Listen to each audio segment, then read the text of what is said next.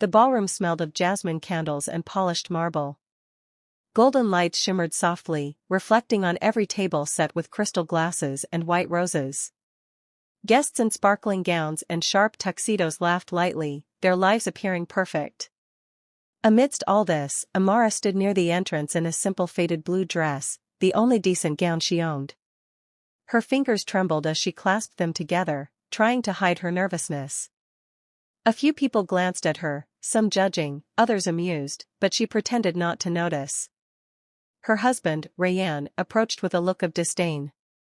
"What are you wearing?" he whispered sharply.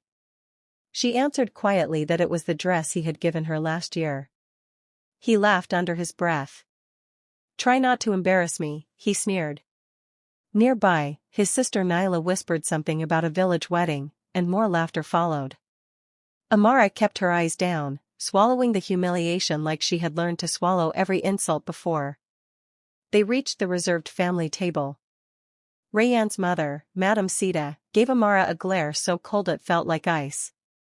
She murmured that Amara lowered their family's status, and guests nearby nodded silently.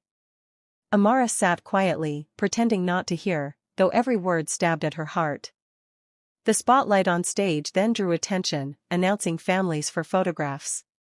When Rayyan's name was called, he went forward with pride, but upon the photographer's request, he turned to Amara and shouted, "No. You stay right there. Don't ruin our family picture." The ballroom froze. Guests whispered and stared. Cameras clicked uncertainly. The humiliation hit Amara like a blade.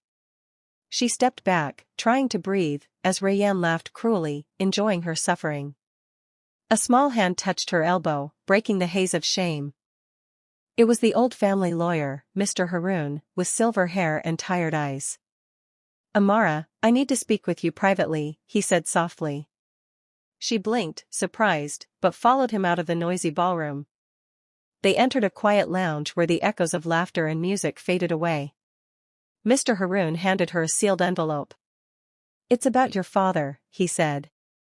Amara's heart skipped. Her father had died years ago, leaving nothing but a small printing shop and debts. What could be in this envelope?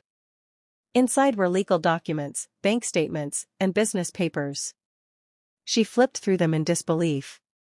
Her father had hidden wealth, properties, businesses, even shares in Rayyan's company. Mr. Haroon explained that her father trusted no one from Rayyan's family and had left everything to her. "You now hold majority shares in your husband's company," he said gently. Amara felt her knees weaken. After years of humiliation, the power to confront her oppressors was finally in her hands. Her tears flowed silently.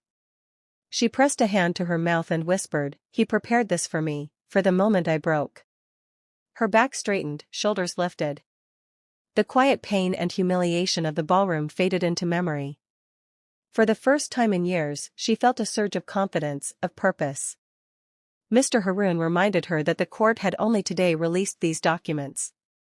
"They humiliated you tonight, now it is your turn," she said softly, but with deadly resolve. Her voice was steady, her hands no longer trembling. The air seemed charged around her, as if destiny itself awaited her return. As Amara returned to the ballroom, every step was firm, deliberate, confident. Guests glanced at her, puzzled by the shift in her presence. The door attendant instinctively straightened, sensing the change. Inside, the music and chatter fell silent. Eyes turned as she walked past Rayyan, who scowled. "Where were you?" "I told you to stay out of sight," he barked. She ignored him, stepping onto the stage with calm authority. The host tried to stop her, but she raised her hand. "I have something to say," she announced. Her voice echoed clearly through the room. Rayyan rushed toward her, furious. "Get down from there. Stop embarrassing me." Amara faced him steadily. "Do you remember humiliating me in front of everyone tonight?" she asked. He laughed, mocking her, but she continued, turning toward the crowd. "I now hold the truth about my father's wealth and the power he left me." She lifted the documents. "I am the owner of multiple businesses, properties, and majority shares in Rayyan's company." The guests gasped. Rayanne staggered backward, shouting that she was lying. But Mr. Haroon stepped forward, confirming the documents, stamping the reality of her claim. Whispers spread. Rayanne's mother shrieked. His sister choked on her drink. Amara's voice cut sharply, my father hid his wealth because he knew what greed looked like. And starting today, I have legal authority to remove you from your company. Rayanne froze, drained of color. He lunged forward but was stopped by security. Why are you listening to her? He demanded. Because she now signs our paychecks, a guard replied. The crowd buzzed. Amara pulled out a termination letter, handed it to a guard, and placed it in Rayanne's trembling hands. Shock and humiliation rippled through the ballroom. Rayanne's voice cracked. Amara, you can't do this. Think about our marriage. She looked at him steadily. Our marriage ended the moment you broke every promise and treated me like dirt, she said softly. Her voice carried across the stunned room. The person you humiliate today may hold your fate tomorrow. Rayanne slumped into a chair, defeated. His family rushed to him, panicked. Guests whispered in awe and fear. Amara walked down the stage, her steps deliberate. People instinctively made way. She had become someone unbreakable. She paused, turning to the crowd. One more thing, she said. Silence fell instantly. She held another document. My father also owned this hotel, she revealed. Gasps erupted. The owner confirmed awkwardly. Rayanne's mother covered her face in disbelief. Amara continued, I will not destroy this family, though they tried to destroy me. But I will remove the poison from my life.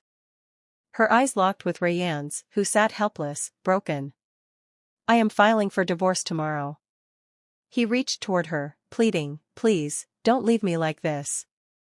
She responded coldly, you already have. The ballroom doors opened as she walked out with her head high. Behind her, the space remained quiet. No music played, no celebration continued.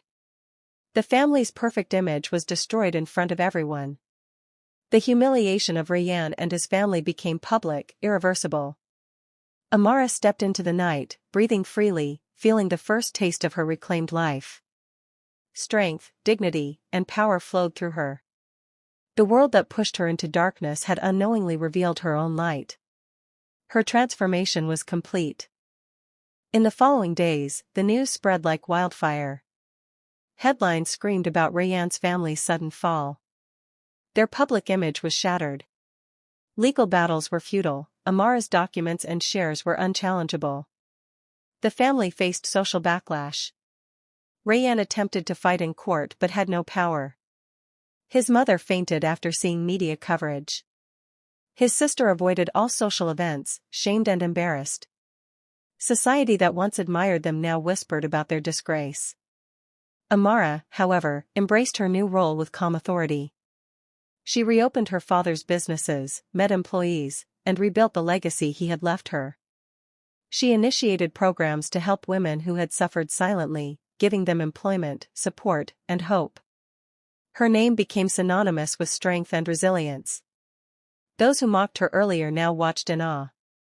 Her voice, once soft and timid, now carried authority and confidence. The empire she inherited became a symbol of justice, reclaiming what was hers. She did not seek revenge beyond her rightful claim, but her presence alone was punishment for those who belittled her. Amara's life did not magically become perfect, but it became hers, fully and freely. She could finally breathe without fear, think without restraint, and walk without apology. Every whispered insult, every cruel laugh from the past now fueled her strength. And whenever someone asked her how she transformed, she would smile quietly and say, when the world pushes you into darkness, sometimes that is when you discover your own light. The woman who was once humiliated became the one everyone remembered. Power, respect, and dignity were finally hers. Rayanne and his family faced the consequences of their arrogance and cruelty.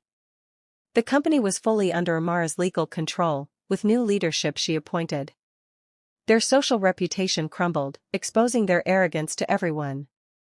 Media covered the story, and society now looked at them with disdain. Amara's father's empire, once hidden, became a source of empowerment for her and many women around her.